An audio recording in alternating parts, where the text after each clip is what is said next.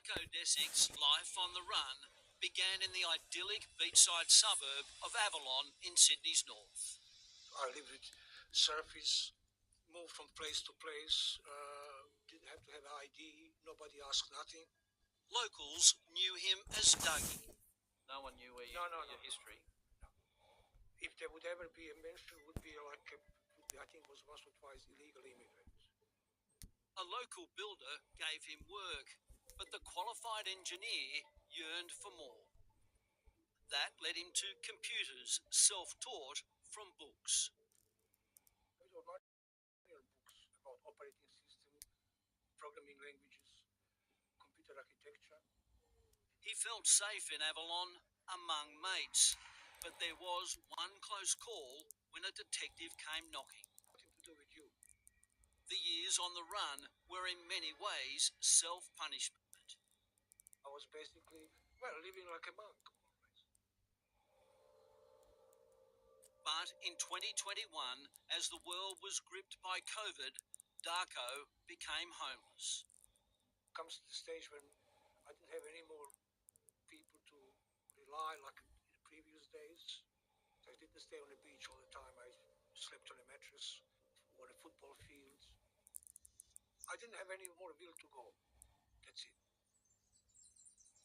And no will and no where to go. The next afternoon, he fronted up to DY police.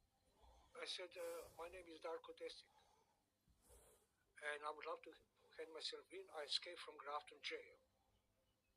News of the escapee, captured after 30 years on the run, spread quickly. 29 years ago, he broke out of Grafton jail. Tonight, he's back behind bars. He had to finish his old sentence and was given another 2 months for the escape.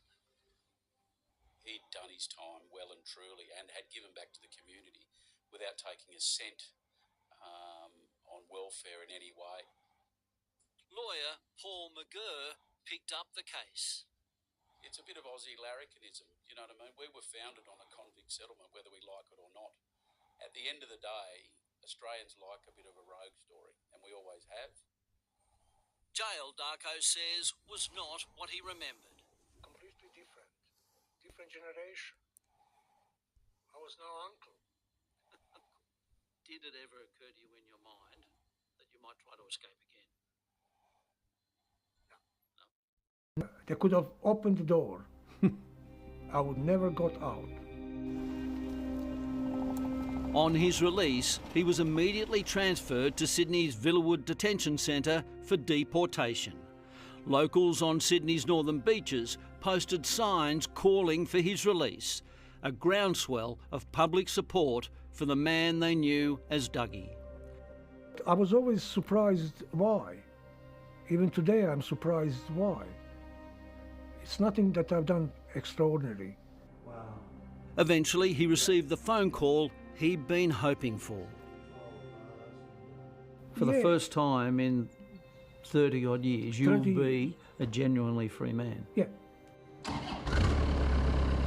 Today, Darko Desic lives alone on a farm just outside Sydney. I'm now, how you call it, I'm now a man of solitude. Given a job and a bed by a Sydney businessman who backed him from the start. And this is beat. Now he appreciates open spaces and his horses. I got this, apparently this would have been enough. In many ways, though, Darko is still a prisoner. I can't prove who I am.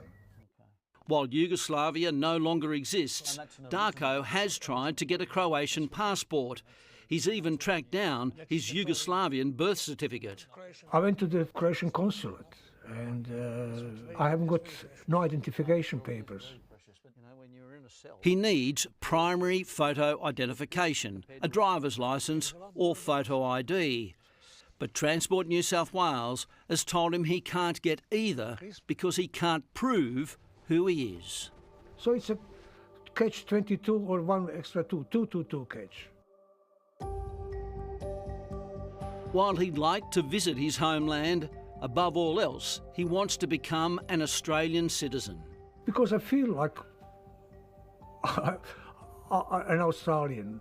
I don't speak like one with my accent, but feeling is different the way that you speak.